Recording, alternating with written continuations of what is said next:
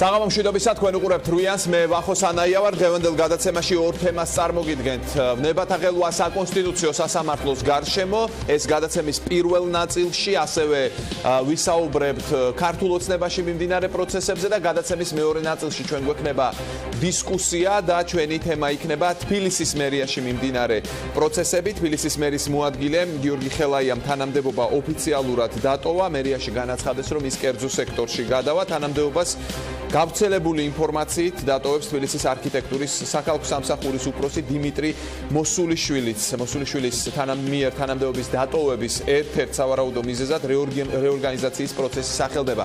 ამ თემას ჩვენ გადაცემის მეორე ნაწილში შევეხებით და ჩვენი სტუმრები იქნებიან ირაკლი ლექვინაძე, თბილისის მერის მოადგილე და სევდია უგრეხელიძე, საკრებულოს წევრი, ნაციონალური მოძრაობის წარმომადგენელი და გვექნება დისკუსიის რეჟიმი. რაც შეეხება გადაცემის პირველ ნაწილს, საკონსტიტუციო სასამართლო იქნება ერთ-ერთი მთავარი თემა, რომელზეც შეკითხვებს ჩვენს სტუმარს დაუსვამ. საკონსტიტუციო სასამართლოში გიგი უგულავასა და ეგრეთ წოდებული კაბელების საქმეზე ხდომა გაგრძელდა. გადაწყვეტილება მოსამართლეებმა რამდენიმე საათიანი განხილვის შემდეგ გამოაცხადეს, მათ არ დააკმაყოფილეს ინიციატივა, რომელიც გულისხმობდა აღნიშნული საქმეების გადადებას, ვიდრე პროკურატურა დასკვნას არ დადებდა გიორგი პაპუაშვილის მიერ მოსამართლეებზე ზეწოლასთან დაკავშირებით გუშინ გაკეთებულ განცხადებაზე.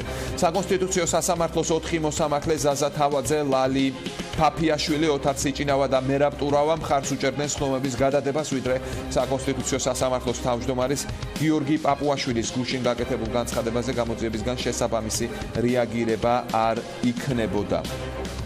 საკონსტიტუციო სასამართლოსთან დაკავშირებით დღეს გაკეთდა განცხადებები და ჩვენ შეგვიძლია ახლა შემოგთავაზოთ ეს განცხადებები. ამ კომენტარების მოსმენის შემდეგ კი ჩვენ შეკითხვებს დაუსვამ ზაქარია ქუცნაშვილს, ქართული ოცნების წარმომადგენელს, საქართველოს პარლამენტის წევრს და რა თქმა უნდა, მხოლოდ საკონსტიტუციო სასამართლო არ იქნება ჩვენი საუბრის თემა, ასევე შევეხებით ქართულ ოცნებაში მიმდინარე პროცესებს, მათ შორის სიასთან დაკავშირებულ საკითხებს, მაჟორიტარების წარდგენას. ახლა კი საკონსტიტუციო სასამართლო. მაინც ღრმად ვარ დარწმუნებული, რომ საქართველოში სასამართლო ისეთი დამოუკიდებელია, როგორც არ ყოფილა არასოდეს. მათ შორის საკონსტიტუციო სასამართლოს თავმჯდომარის განცხადება მართლაც ძალიან საყურადღებო იყო, მეც მოვისმენდი, რა თქმა უნდა, ეს განცხადება. ასევე საყურადღებო არის, რომ ძალიან მოკლე პერიოდში, უახლოესი საათზე ნაკლები დროის განმავლობაში, პრემიერ-მინისტრმა გააკეთა ამაზე რეაგირება, ეს პირადად დაუკავშირდა მას, შესთავაზა შეხვედრა, ისევე როგორც რამდენადაც ვიცი მე მომსვენია საქართველოს პრეზიდენტმა. მე ვფიქრობ, ეს რეაგირება არის მისი გარანტი, რომ ესეთი პოტენციურად საყურადღებო და შეიძლება საფრთხესშემცველი ინფორმაცია იყოს ბოლომდე და ობიექტურად გამოკვლეული. მთავარმა პროკურორმა და პროკურატურამ გაუკეთა შეთავაზება უკვე გიორგი პაპუაშვილს და შესთავაზა მას მისთვის ხელსაყრელ ნებისმიერ დროს შეხვდეს პროკურატურის წარმომადგენლებს და უკვე დეტალურად და კონკრეტულად ისაუბროს, თუ კი ხდება რაიმე ამდაგვარი ფაქტი. რა თქმა უნდა, უნდა დაწყებულიყო გამოძიება, მოკვლევის ეტაპს არ იცნობს ჩვენი კანონმდებლობა, უნდა დაიწყოს გამოძიება, პროკურატურამ გამოხატა მზადყოფნა ნებისმიერ მისთვის სასურველ დროს მიიღოს საკონსტიტუციო სასამართლოს თავმჯდომარისგან ჩვენება, მაგრამ ეს გამოხატვა მზადყოფნის ბუნებრივი არ არის საკმარისი. არ შეიძლება კონკრეტული ადამიანები არ იქნეს გამოვლენილი, ვინც მსგავსი ტიპის დანაშაულს ჩადის და ახორციელებს შანტაჟს მოსამართლეებთან მიმართებაში. ძალიან ყურადღებიანი განცხადება იყო გუშინ საკონსტიტუციო სასამართლოს თავმჯდომარის მიერ გაკეთებული. აშკარა არის, როგორც ჩანს ამ განცხადების მერე, რომ არის სერიოზული ზეწოლა სასამართლოზე. ჩვენ გვაქვს ყველა საფუძველი იმის ავარაუდოთ, რომ ეს ზეწოლა შეიძლება მათ შორის რუსთავიორის საქმესაც ეხებოდა. ჩვენ ვნახეთ, როგორც წარიმართა მხრიდან ინსტანციებზე პროცესები, ვნახეთ, რა ხდებოდა უთმინძესთან მიმართებაში, რა ხდებოდა სააპელაციო სასამართლოში, ამიტომ რა თქმა უნდა არსებობს საფუძვლიანი იმაზე, რომ ეს საქმე სწორედ რუსთავიორს ეხება. ბიძინა ივანიშვილის ამოცანა არის, რომ რუსთავიორი გააჩუმოს. და ჩვენი გადაცემის პირველი ნაწილის სტუმარია ზაქარია ქუცნაშვილი, ქართული ოცნების წარმომადგენელი, რომელიც ახლა პირდაპირ ეთერში ჩაგვერთვება. საღამომშვიდობისა, ბატონ ზაქარია, დიდი მადლობა, რომ მონაწილეობთ ჩვენს გადაცემაში. საღამომშვიდობისა. ბატონ ზაქარია, აი მოვისმინეთ ჩვენ კომენტარები, რომელიც ასე ვთქვათ, სხვა პოზიციას გამოხატავდა პოლიტიკურ სპექტრში პაპუაშვილის განცხადებასთან დაკავშირებით. ასევე იყო დღეს ვიცე-პრემიერ კალაძის განცხადება, რომელმაც თქვა, რომ მე ეჭვი მეპარება სიმართლეშიო, ლაპარაკია პაპუაშვილის განცხადებაზე. თქვენ როგორც საქართველოს პარლამენტის წევრს რა დამოკიდებულება გაგიჩნდათ პაპუაშვილის გუშინდელი განცხადების შემდეგ? ვახო პირველ რიგში მინდა გითხრათ რომ მაისური მაცვია იმის გამო რომ TNT-ში ვიმყოფები და TNT-მა საფეხბურთო გუნდმა მოიპოვა უფლება მეორე ლიგაში თამაშის 6 წელია TNT-ს ეს უფლება ჩამორთმეული ქონდა და მინდა ვისარგებლო შემთხვევით და მიულოცო ყველა TNT-ს საქართველოს ჩემპიონატში უფლების აღდგენა, მონაწილეობის უფლების აღდგენა, რაც შეეხება თქვენს მეც მინდა როგორც ფეხბურთის გულშემატკივარი შეუერთდე თქვენს ამ მილოცვას, ძალიან სასიამოვნოა. თუ კი ფეხბურთი იქნება თიანეთში წარმოდგენილი. TNT ნახოთ რას იზამს საფეხბურთო ასპარეზზე, იმიტომ რომ აქ გვიჭირს და ნახოთ რას იზამს. 6 წელია სამწუხაროდ TNT გამოვარდნილი იყო საქართველოს ყველა დონის ჩემპიონატისგან და უკვე ჩვენ მოიპოვეთ უფლება რომ მეორე ლიგაში დავიწყოთ თამაში და მე უკვე დრო გვაჩვენებს რა შევძლებთ TNT-ები. რაც შეეხება ახლა თქვენს შეკითხვას, მე ვერ წარმომედგენია ვახო რომ მოსამართლის ესთან მაღალი წოდება ქონდეს ადამიანს და ის ზეწოლის ობიექტი გახდეს. და შესაბამისად მას ამ თქვა თეორიულად რომ დაუშვათ ეგეთი რაღაცა რომ ვიღაცა მიკადროს, ის მას დაექვემდებაროს. იმიტომ რომ მოსამართლე იმდენად მაღალი ტიტულია, იმდენად დაცულია კანონით. იმდენად გარანტირებულია მისი სოციალური და სამოქალაქო უფლებები, რომ როგორ შეიძლება მოსამართლემ დაიწყოს წუწუნი იმაზე, რომ მე ზეწოლას ქვეშ ვარ. და ან კი გჭირდება საერთოდ საკონსულტაციო სამართლოს ეგეთი მოსამართლე, რომელიც საზოგადოებრივი აზრის ზეწოლას, მეგობრის ზეწოლას, ჩინოვნიკის ზეწოლას, არ ნებისმიერი ხასიათის ზეწოლას, რაც კი შეიძლება არსებობდეს თეორიულად, არ იქნება მზად რომ ამას გაუძლოს. მე ეს მადარდებს ხოლმე, იმიტომ რომ როცა ვისმენ მოსამართლეების აი ამ თავმჯდომარისაგან, ვიდრე პაპუაშვილი ქვია, რომ ჩემი მოსამართლეები ზეწოლას განიცდია, ბოდის ვიხდი, ნებისმიერი ადამიანის სიტყვას ფასი უნდა კონდეს. აი, როდესაც საუბარი იყო პირად ცხოვრებაზე, ოჯახის წევრებზე, შანტაჟზე, ბატონ ზაქარია, ამან არ შეიძლება მოახდინოს რაიმე გავლენა თეორიულად თუ ვიმსჯელებთ ამ საკითხს? შანტაჟი კიდე სხვა რაღაცა არის.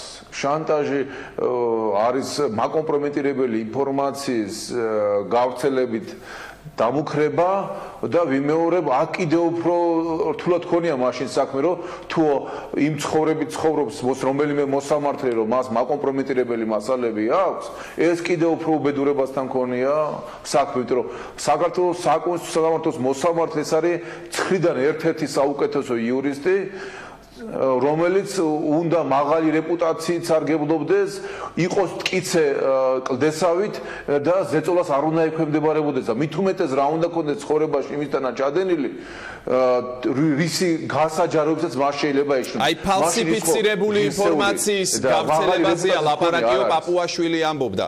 ფალსიფიცირებული იქნება ეს ინფორმაცია, სავარაუდოდ პირად ცხოვრებასთან დაკავშირებით, მაგრამ ასეთი ინფორმაცია შესაძლოა გამოჩნდეს. კიდევ უფრო სასაცილო გამოდის მაშინ, ვახო. კიდევ უფრო სასაცილო გამოდის, რომ თქვა ტყუილი ინფორმაციის ეშინია მოსამართლეს.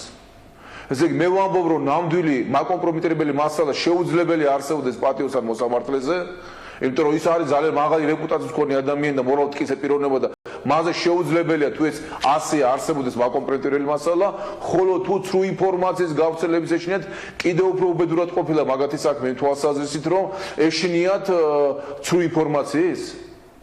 ბატონ ზაქარია, ანუ თქვენ ამ ინფორმაციაში რაც თქვა პაპუაშვილმა ეჭვი გეპარებათ, თქვენ არენდობით უბრალოდ თუ როგორი დამოკიდებულება ჩამოგიყალიბდათ ამ თემაზე? მე ვაფასებ მარტო ამ შემთხვევაში ვაფასებ იმის გამო რომ თქვენ თხოვთ ვახო ჩემი ინიციატივა ყოფილა თქვენი თხოვნა იყო რომ შემეფასებია ვაფასებ მისი განცხადების შინაარსს და თეორიულ დაშვებებს ვაკეთებ და თეორიულ დაშვებებით ვამბობ რომ ესთან მაღალი თანამდებობის პირების თუ იმისთანა ცხოვრებით აქვს ნაცხოვრები რომ ვიღაცამ შეიძლება დააშანტაჟოს მაშინ კატასტროფასთან გვაქვს ჩვენ საქმე და მით უმეტეს როგორ შეიძლება მოსამართლეს სრულ ინფორმაციის გავრცელების ეშინოდეს. მოსამართლეს არაფერს არ უნდა ეშინოდეს, იმ შემთხვევაში ის ღირსი ატაროს საქართველოს საკონსტიტუციო სამართლის მოსამართლის ესთან მაღალი წოდება. აბა რა არის მარტო თანამდებობა პრივილეგია? ის მოვალეობა არ არის? და მოვალეობა სწორედ ნიშნავს იმას, რომ მტკიცე იყოს სალიკლდესავით და არა ლევღის ფოთოლივით ირხევოდეს. ბატონ ზაქარია, მოდით გადავიდეთ პოლიტიკურ საკითხებზე, რომელიც უშუალოდ ქართულ ოცნებას უკავშირდება. იყო მაჟორიტარების წარდგენა იმერეთის რეგიონში და ასევე იყო გუნდის ახალი წევრების წარდგენა საგურამოში. მოდით დავიწყოთ საგურამოთი. ის წარდგენა, ის კანდიდატები, რომელთაც პოლიტიკური გამოცდილება არ აქვთ, არიან ახალი წევრები გუნდის, ეს ძლიერი მხარეა თქვენი აზრით ქართული ოცნების? გულისხმობ ამ კანდიდატებს. კანდიდატების განვლილი ცხოვრება პროფესიულ კარიერის გულისხმობ საკმაოდ წარმატებულია. განათლების კუთხითაც აბსოლუტური უმრავლესობა მიღებული აქვს საქართველოში საუკეთესო განათლება, ან უცხოეთში საუკეთესო განათლება. რა თქმა უნდა, ეს წინაპირობები უკვე კარგია. მაგრამ პოლიტიკა რა თქმა უნდა რთული სფერო გახლავთ ვახო, იქ წარმატების მოპოვება ესეთი ადვილი არ არის და აპრიორი იმის თქმა, რომ ყველას გაუადვილდება პოლიტიკურ ველზე თავისი ადგილის პოვნა პოპულარობის მოხვეჭის შემდეგ, ნდობის მოხვეჭის შემდეგ პატივისცემის და აღიარების ეს მარტივი გზა არ იქნება. მოუწევთ მუშაობას, მე ვაპირებ ყველას მივეხმარო, ვისაც ამის სურვილი ექნება, იმიტომ რომ ჩვენ გვჭირდება განახლება, მე აბსოლუტურ უმრავლესობას ვიცნობ მათაგანს და მიმაჩნევ რომ ძალიან კარგი კანდიდატები არიან და ჩემი ადამიანური მოვალეობაც არის მივეხმარო ყველას, ვინც ამას ვთხოვს. გუნდის ძველ წევრებზე მინდა კითხოთ, ასე მოიხსენიებენ მათ, ანუ ადამიანები, რომლებიც ქართულ ოცნებასთან ერთად იყვნენ 2011 წლიდანვე. გარკვეული გულისწყეტა შეინიშნებოდა ცალკეულ დეპუტატებს შორის, როდესაც მაჟორიტარების ერთი ნაწილის წარდგენა მოხდა და ისინი ვერ აღმოჩნდნენ ამ კანდიდატებს შორის. თქვენ გააქვთ ურთიერთობა თქვენი გუნდის წევრებთან, რომლებიც შესაძლოა ვერ მოხვდნენ სიაში, ან უკვე გადაწყვეტილია, რომ ვერ მოხვდებიან, აი ამ ადამიანებს რას ეუბნება პარტია ქართული ოცნება? მათ ეუბნება, რომ მათ შეასრულეს თავისი ფუნქცია და უნდა წავიდნენ პოლიტიკიდან, თუ რა ფუნქციას მოუძებნის მას ქართული ოცნება? კარგი შეკითხვა ვახო, ესე იგი არსებობს ეგრეთ წოდებული საგურამოს შეთანხმება, რომელიც შეთანხმების მონაწილეებიც ვართ ყველა ფრაქციის ყველა წევრი, ასევე 3 პრემიერი, ყოფილი და მოქმედი პრემიერი. და ამ საგურამოს შეთანხმების ძალით წინასწარი თქვა ყველასთან მიმართებაში, ეს ეხება ყველა მინისტრს, პარლამენტის ყველა წევრს, რომ ბუნებრივია ყველა მინისტრი ისე ვერ იქნება ყველა მინისტრი და პარლამენტის ყველა წევრი ვეღარ იქნება ყველა პარლამენტის წევრი, მაგრამ ეს რაც არ ნიშნავს საგურამოს შეთანხმებიდან გამომდინარე, რომ არ მოიძებნება მათი შესაბამისი, მათი საკადრისი ადგილები სახელმწიფო სხვადასხვა სტრუქტურაში. იმიტომ რომ მოგეხსენებათ, ეს ხალხი ძალიან დასაფასებელი ადამიანები ბრძანდებიან, მათ ურთულეს პერიოდში აიღეს ტვირთი ებრძოლათ ავტოკრატიზმის და ძალადობრივი რეჟიმის წინააღმდეგ, მათ შეიტანეს თავიანთი წვლილი ამ გამარჯვებაში და ბუნებრივია ამის დავიწყებას არავინ არ ფიქრობს. ასე რომ საგურამოს შეთანხმება ძალაშია, მინდა დაგარწმუნოთ, რომ იქ სამი პრემიერი ბრძანდებოდა და ყველა მხრიდან ეს იყო გაცხადებული, რომ ყველას ადგილი მოიძებნება და არავინ არ დარჩება შესაბამისი შეთავაზების გარეშე. ბუნებრივია, ალბათ ისიც ბუნებრივია, ყველა მინისტრს ისევ მინისტრობას სურს, პარლამენტის ბევრ წევრს ისევ პარლამენტის წევრობას სურს, თუმცა მე მაგალითად ჩემ ფრაქციაში ვიცი 9 დეპუტატი, რომელსაც არ სურს დეპუტატობა და ამას აცხადებდნენ ჩემთანაც, ხებთანაც საუბრებში, რომ ჩვენ არ გვსურს, რომ მომავალ მე-9 მოწვევის პარლამენტში ვიყოთ არჩეულები, მაგრამ არიან ზოგიერთი პარლამენტის წევრი, რომ სულ უნდათ რომ იყვნენ პარლამენტის წევრები და აქვთ მათ ამ სურვილის ხონის უფლება. რამდენად ნათელი იყო ამ შეთანხმების გზავნილი? რას ნიშნავს თქვათ დაფასება, რას ნიშნავს ეს შეთავაზება, სად არის ეს ადგილი? ხომ არ მივიღეთ მივიღებთ ჩვენ ისეთ სიტუაციას, რომ ვინც პარლამენტში ვერ მოხვდება, ან პარტიაში ვერ იქნება რაიმე წამყვან ადგილას, ან პოლიტიკაში არ იქნება, მოხდება მათზე ზრუნვა იმ ფორმით, რომ უბრალოდ სადღაც დასაქმდებიან და ხომ არ მივიღებთ სურათს, რომ პარტიული ნიშნით იმის გამო, რომ ადამიანებს ჰქონდეთ სამსახური, სადღაც უნდა აღმოჩნდნენ მაინც და მაინც და ეს გაკეთდეს პარტიული ნიშნით. აი ესეთი სურათის საფრთხეს ვერ ხედავთ? არა, ამ შემთხვევაში შეთავაზება იყოს საიმ პრემიერის მიერ გაკეთებული შემდეგი შინაარსის, რომ შესაბამისი თქვენი ცოდნის გამოცდილების კვალიფიკაციის შესაბამისი ადგილი მოგზავნოთ. აი ხა მაგალითად ჩემ მეგობარ ზურა ზვიადაურზები შემიძლია თქვათ, რომ ზურა ძალიან ურთულეს პერიოდში დადგა ქართველი ხალხის მხარეს და ახმეტაში ბრწყინვალე გამარჯვება მოიპოვა და დღესაც ახმეტაში ზურა ზვიადაური ძალიან ბევრი დიდ პატივს ცემს.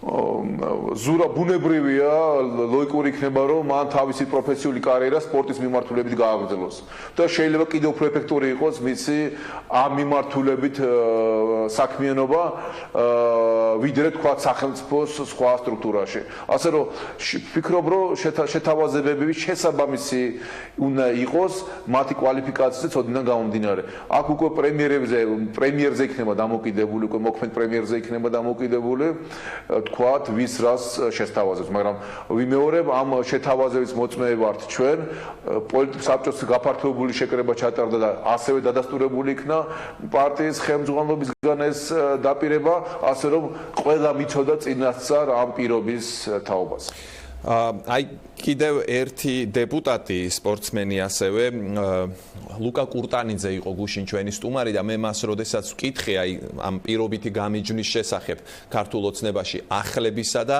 ძველების შესახებ, მან თქვა რომ შეაქო ეს ახალი ადამიანები ამ პარტიაში, მაგრამ თქვა რომ მათ მაინც დასამტკიცებელი აქვთ რაღაცეები ძველებთან შედარებით. თქვენც ასე უყურებთ ამ საკითხს, რომ ახალ წევრებს ბევრი რამ ჯერ კიდევ დასამტკიცებელი აქვთ თავად პარტიის შიგნით და ეს პირობითი გაყოფა ახლებისა და ძველების იგრძნობა თუ არა, თუ ხდება უმტკივნეულოდ ეს ინტეგრაცია გუნდში? რა თქმა უნდა, განახლების პროცესი ყოველთვის მტკივნეულია. რა თქმა უნდა, ის დამსახურება, რაც ლუკას აქვს ქართულ ხალხთან ერთად ბრძოლაში, ძალიან ბევრს არ აქვს იმ სიიდან, ვინ წარმოდგენილი არის. ზოგიერთ უცხოეთში ცხოვრობდა საერთოდ იმ ურთულესი წლების განმავლობაში. და აქ შედარებაც კი შეუძლებელია ლუკას დამსახურებების შედარება იმ წარმოდგენილი ზოგიერთი ადამიანის დამსახურებთან. მე ყველას არ ვეხები, კაც არიან ძალიან ბევრი მებრძოლი ადამიანი, მაგრამ რა თქმა უნდა არიან ადამიანები, რომელიც ამ დროს სხვა საქმიანობით იყვნენ დაკავებული და ბუნებრივია ეს განახლების პროცესი ყოველთვის მტკივნეულია. არა თუ ერთ პოლიტიკურ გუნდში, არამედ ერთ ოჯახშიც კი რთულია ხოლმე ხშირ შემთხვევაში განახლების პროცესი.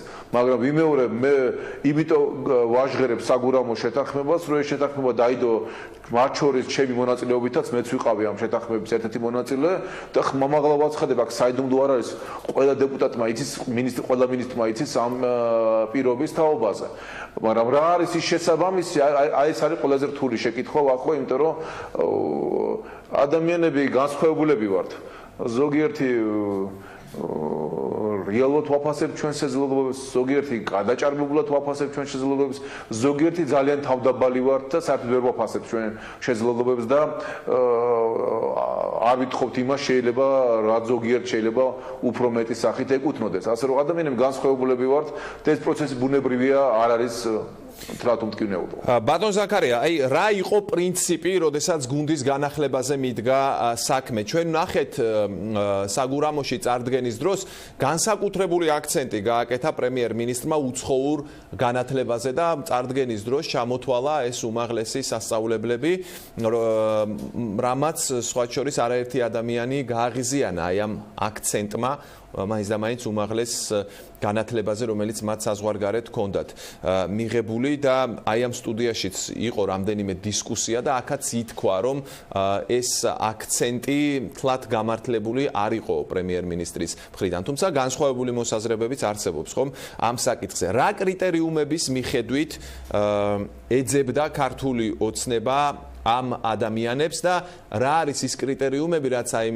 ძველებმა, როგორც თქვით, პირობითად ვერ დააკმაყოფილეს და ეს სახლები აკმაყოფილებენ. ვახო მე ამ კანდიდატურების შერჩევის პროცესში არ მონაწილეობ, ამიტომაც მოკლებული ვარ ინფორმაციას. მე გამიჭირდება გითხრა, თქვათ, კანდიდატების შერჩევის პროცესი რა სისტემით ხდება. ერთი რაც შემიძლია გითხრათ, რომ თქვათ, პრემიერმა მარტო განათლება არ მოუწონა ამ ხალხს, მან თქვა, რომ ეს არის ღირებულებით თვალსაზრისით თანამოაზრეები და ეს მნიშვნელოვანია, რომ ღირებულების თვალსაზრისით თანამოაზრეები ყავდეს, რომ ჩვენ მჭირდება მედასავლეთეები, მყარი მედასავლეთეები და არა მერყევი მედასავლეთეები, თორემ ჩვენთვის დასავლეთი არ არის გეოგრაფიული ორიენტირი და დასავლეთი არ არის მხოლოდ მისწრაფება კეთილდღეობისკენ. ჩვენ დასავლეთში ვხედავთ კეთილდღეობასაც, დასავლეთში ვხედავთ სამართლიანობასაც და დასავლეთში ვხედავთ უსაფრთხოებასაც. ამიტომაც კეთილდღეობა, სამართლიანობა და უსაფრთხოება ჯანში ქმნის ქართველი ხალხის ამ მისწრაფებას, რაც ჩვენი არ არის შუა საუკუნეებიდან ქართველები ამ ცივილიზაციის ნაწილი ვიყავით, ამ ცივილიზაციის აშენებაში ჩვენ წვლილი გვაქვს მიღებული და ბუნებრივია ვითხოვთ, რომ მათაც გვაღიარონ თავის ნაწილად, ასე რომ როცა ჩვენ ვამბობთ, რომ ღირებულები თანხმედრა უნდა იყოს, ჩვენ პირველ რიგში ამაზე ვაკეთებთ აქცენტირებას, იმ ხალხს, ვისაც უნდა თავისუფლება, ვისაც უნდა სამართლიანობა და ვისაც უნდა კეთილდღეობა. აი ეს არის ჩვენი ერთ-ერთი მთავარი ორიენტირი და არა ისე, როგორც ბევრი ცდილობს, რომ მედასავლეთეობა აქციოს არაპოპულარულ მოძრაობად და ჩათვალოს, რომ მედასავლეთები ვინც არიან, ყველანი მხოლოდ ერთ თემის გარშემო ფიქრობენ და ერთ თემის გარშემო მუშაობენ. ერთნაირ სქესიათა ქორწინებას გულისხმობ მე. ასე რომ ამ შემთხვევაში ღირებულების თანხმედრა ნიშნავს იმას, რომ ეს ხალხი არის ყარად დასავლური ღირებულებების ერთგული ხალხი და დასავლური ღირებულებების ხშირ შემთხვევაში უკვე გამაღიზიანებელი გახდა ლამის, იმიტომ რომ ქართული კულტურა ამ ღირებულებების შემოქმედი გახლავთ დიდწილად. და ბოლოს მინდა გითხოთ მაჟორიტარი დეპუტატობის კანდიდატებზე, აი აქ რა პრინციპი მოქმედებს? ქართული ოცნება რა პრინციპით არჩევს ვინ სად უნდა გამარჯვება ვახო, გამარჯვება. პრინციპი არის ასეთი, გამარჯვება. მხოლოდ აი ეს პრინციპი აქვს აღებული, იმიტომ რომ ამ საკითხზე უფრო მეტი ინფორმაციას ვფლობ, ანუ აქცენტი კეთდება იმაზე, ვინ შეძლებს აი ამ ღირებულებების ერთგულების პირობებში გამარჯვების მიღწევას. ანუ ჩვენ არა ვართ კლუბი თანამოაზრეთა საერთო თემების გარშემო გაერთიანებული ერთნაირი ფერების მოყვარული ადამიანები და ერთნაირი მაისურებით შემოსილი მოქალაქეები. ჩვენ ვართ პოლიტიკური გაერთიანება, რომელიც ქართველი ხალხის მხარდაჭერის შემთხვევაში მიისწრაფის გამარჯვებისკენ. ჩვენ გვჭირდება გამარჯვება მშვიდობისთვის, ჩვენ გვჭირდება გამარჯვება კეთილდღეობის მიღწევისთვის, ჩვენ გვჭირდება გამარჯვება სამართლიანობის საბოლოო დამკვიდრებისთვის, ჩვენ გვჭირდება გამარჯვება მშვიდობისთვის. ასე რომ ჩვენ მხოლოდ გამარჯვებისთვის ვარჩევთ კანდიდატებს, სხვა არაფერი კრიტერიუმი არ არსებობს. გმადლობთ პირდაპირ ჩართვისთვის და გადაცემაში მონაწილეობისთვის. ზაქარია ქუცნაშვილმა უპასუხა ჩვენ შეკითხვებს თიანეთიდან, ის იქიდან გვერდებოდა პირდაპირ ეთერში. რეკლამის შემდეგ ჩვენ ვისაუბრებთ იმაზე, თუ რა ხდება დედაქალაქის მერიაში, იქ კვლავ ცვლილებებია, დაგველოდეთ რამდენიმე წუთში, უკვე დისკუსიით დავბრუნდებით პირდაპირ ეთერში სერგეი უგრეხელიძესა და ირაკლი ლეკვინაძესთან ერთად.